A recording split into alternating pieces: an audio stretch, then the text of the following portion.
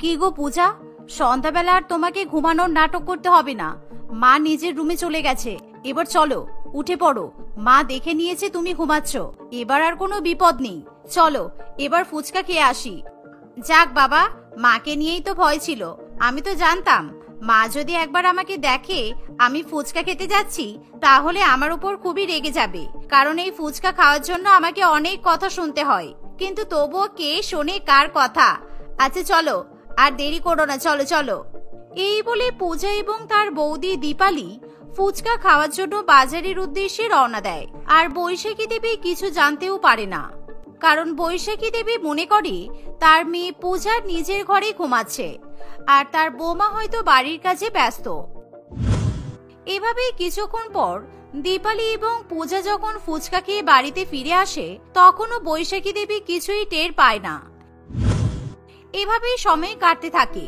একদিন, বৌদি ও বৌদি, আরে কোথায় গেলে, চলো না, বাইরে ফুচকাওয়ালা এসেছে, ফুচকা খাবে তো? আরে তুমি আবার জিজ্ঞাসা করছো কেন? ফুচকা খাওয়ার কথা কখনো জিজ্ঞাসা করতে হয়? চলো খাবো।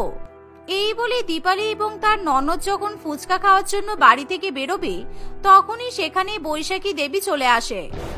এই তোরা কোথায় যাচ্ছিস রে? আমি জানতাম ফুচকাওয়ালা এসেছে দেখেই তোরা দুজনে আর এক মুহূর্ত বাড়ির মধ্যে থাকবি না, কিন্তু আমি তোদেরকে বাড়ি থেকে বেরোতে দেব না।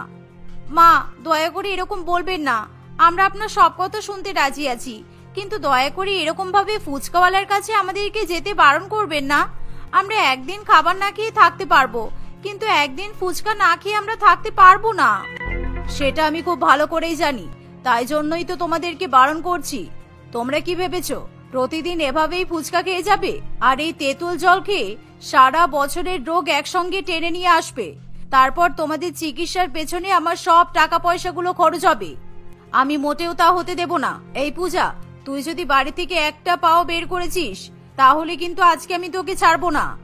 মা তুমি আমাকে যাই বলো না কেন, তুমি আমাকে মারো ধরো যা ইচ্ছা করো, আমি ফুচকা খাওয়ার জন্য বাইরে যাবই। আর ফুচকাওয়ালা বাড়ির সামনে এসেছে বলে কথা আমি ফুচকা খাবো না, সেটা আবার হয় নাকি? পূজা তার মাকে যখন এমন কথা বলে তখনই বাইরে থেকে ফুচকাওয়ালা আরো জোরে জোরে চিৎকার করে ডাক দিতে শুরু করে। কি গো দিদি, তোমরা তো প্রত্যেকদিন বাজারে গিয়ে ফুচকা খেয়ে আসো, আর আজকে বাড়ির সামনে এসেছি তোমরা বাইরে বের হচ্ছ না কেন? আজকে কি ফুচকা খাবে না তোমরা?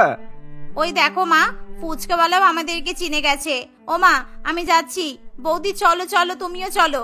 আজকে যদি ফুচকা খাওয়া না হয় তাহলে কিন্তু সারা রাত মনটা উসফিস করবে আর সারা রাত ঘুম হবে না। চলো।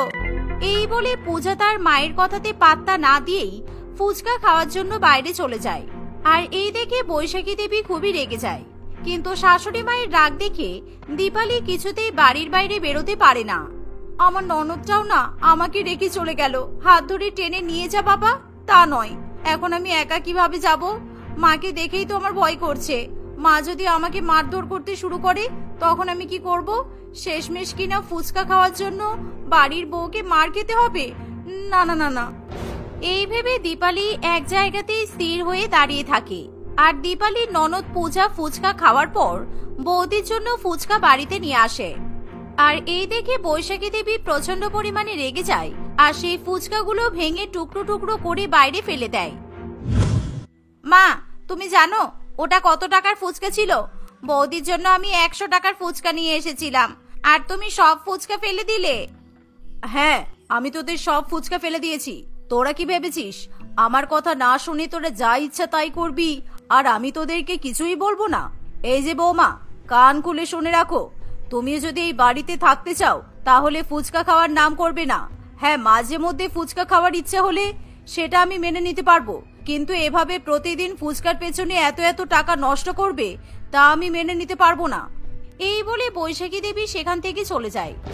এই পূজাকে আর একটা টাকাও দিলে হবে না। যতই আমার কাছে বাহানা করে এবার টাকা চাইতে আসুক না কেন, আমি ওকে কোনো টাকা দেব না, আর শপিং করার জন্যও কোনো টাকা দেব না।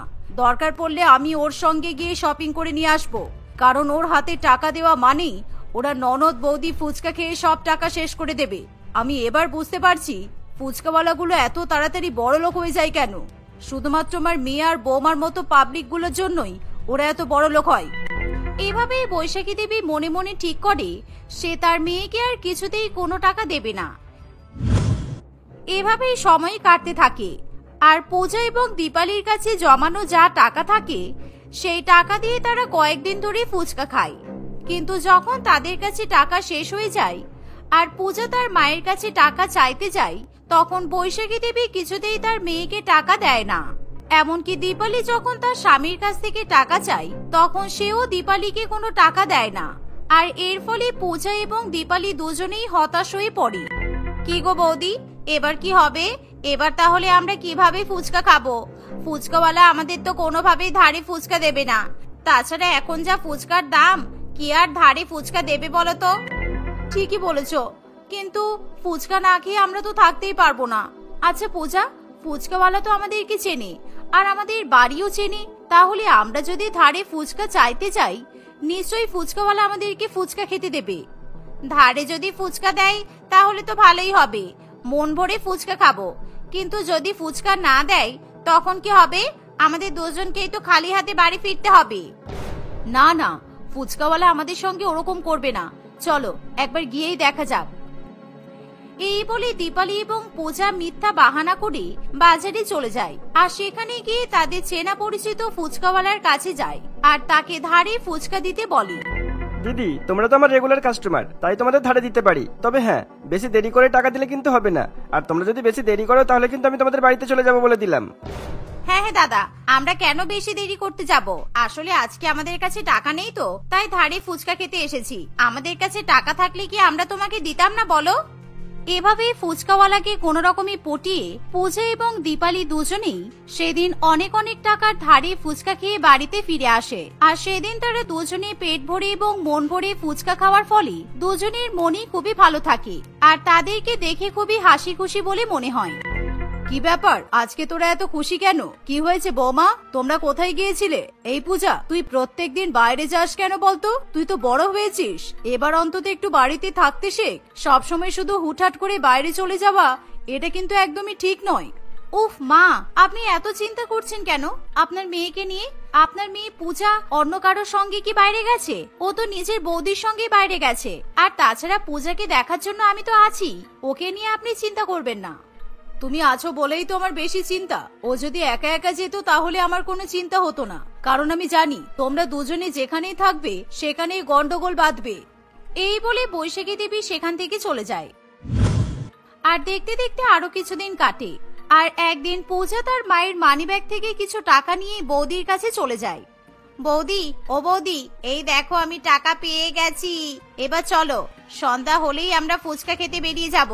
আর আমরা যেই দাদাটার কাছে ফুচকা খাই তার কাছে গেলে কিন্তু হবে না, কারণ ওই ফুচকাওয়ালার কাছে অনেক টাকা ধার আছে। তাই আমরা যদি এখন ওই ফুচকাওয়ালার কাছে যাই তাহলে আমাদের কাছে বাকি টাকাগুলো চাইবে। তাই আজকে আর কিছুতেই সেই ফুচকাওয়ালার কাছে যাওয়া যাবে না। চলো, আজকে আমরা অন্য ফুচকাওয়ালার কাছে যাব। এই শুনে দীপালিও রাজি হয়ে যায় আর সন্ধ্যাবেলা তারা ননদ বৌদি দুজনে ফুচকা খাওয়ার জন্য বেরিয়ে পড়ে। কিন্তু তারা সেদিন অন্য ফুচকাওয়ালার কাছ থেকে ফুচকা খায়। আর পরের দিন সকালবেলাতেই বৈশাখী দেবী প্রচন্ড পরিমাণে চিৎকার করতে থাকে।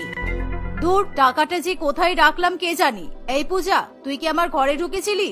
আমি 200 টাকা রেখেছিলাম আমার ব্যাগে, কিন্তু টাকাটা পাচ্ছি না। কোথায় রাখলাম বলতো? কিছু তো মনে পড়ছে না।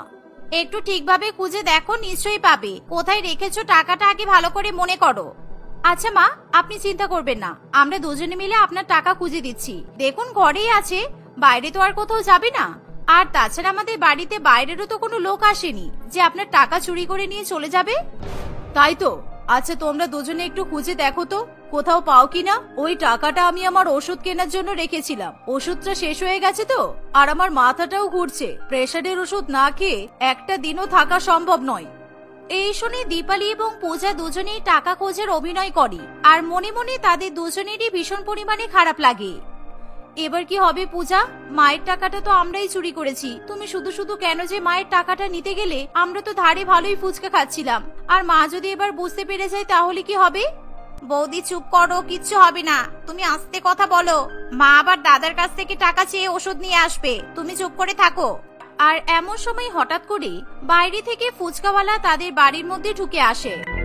আচ্ছা কাকিমা, আপনার মেয়ে আর বৌমাটা কোথায় বলেন তো? কোথায় ডেকে দিন না একবার। কতদিন হয়ে গেল ধারে ফুচকা খেয়ে এসেছে, আর এখনো পর্যন্ত টাকা দেবার নামই নেই। আমি ফুচকা দেবার আগেই বলেছিলাম টাকাটা যেন তাড়াতাড়ি দিয়ে দেয়, কিন্তু কতদিন হয়ে গেল আমাকে টাকাই দিচ্ছে না। আর কালকে আবার অন্য ফুচকাওয়ালার কাছ থেকে ক্যাশে টাকা দিয়ে ফুচকা খেয়ে এলো। আমি নিজের চোখে দেখলাম পুরো 200 টাকার ফুচকা খেয়েছে, আর টাকাও দিয়েছে। ফুচকাওয়ালার মুখে এমন কথা শুনে বৈশাখী দেবী চমকে ওঠে, আর তখনই তার মনে পড়ে 200 টাকার নোটের কথা। এমন সময় বৈশাখী দেবী প্রচন্ড জোরে চিৎকার করে ওঠে, পূজা, তোর এত বড় সাহস! তুই আমাকে না বলে আমার টাকাতে হাত দিয়েছিস। আমি এটাই ভাবছিলাম যে নিশ্চয়ই তোরা কিছু করেছিস, তবু আমার কিছুতেই বিশ্বাস হচ্ছিল না যে এরকম কাজ তোরা করতে পারিস। তোরা এতটাই নির্লজ্জ হয়ে গেলি যে আমার ওষুধের টাকা চুরি করে ফুচকা খেয়ে এসেছিস, আবার এই ফুচকাওয়ালার কাছে তোরা এত টাকা ধার করে ফুচকা খেয়েছিস। আচ্ছা, তোমার কাছে কত টাকার ফুচকা খেয়েছে? ওই তো এদিক সেদিক সব মিলিয়ে প্রায় 5,000 টাকার ফুচকা খেয়েছে। তোমার মেয়ে পূজা আর তোমার বৌমা একেবারে তো ফুচকা পাগল। যতই ফুচকা দিই না কেন ওদের তো পেটই ভরে না। ওরা তো আমাকে আরো দিতে বলে, আবার বাড়িতে ফেরার সময় আমার থেকে আলু কাবলি চুরমুর এইসবও নিয়ে আসে। ফুচকাওয়ালার মুখে এমন কথা শুনে বৈশাখী দেবী থমকে যায়, আর সে তখনই তার মেয়ে এবং বৌমাকে প্রচন্ড পরিমাণে বকাবকি করতে থাকে। এমন সময় সেখানে বৈশাখী দেবীর ছেলে দীপও চলে আসে। এর ফলে দীপ তার বউয়ের উপর প্রচন্ড পরিমাণে রেগে যায়। এমন পরিস্থিতিতে দীপালি এবং পূজা দুজনেই ভীষণ পরিমাণে অপমানিত বোধ করে, আর তারা মাথা নত করে দাঁড়িয়ে থাকে, আর তারা তাদের ভুলের জন্য হাত জোড় করে ক্ষমা চেয়ে নেয়। সেদিনের পর থেকে তারা আর কখনোই টাকা চুরি করে কিংবা ধারে ফুচকা খাওয়ার চেষ্টা করে না, আর সময়ের সঙ্গে সঙ্গে তারা ফুচকা খাওয়ার পরিমাণও কমিয়ে দেয়।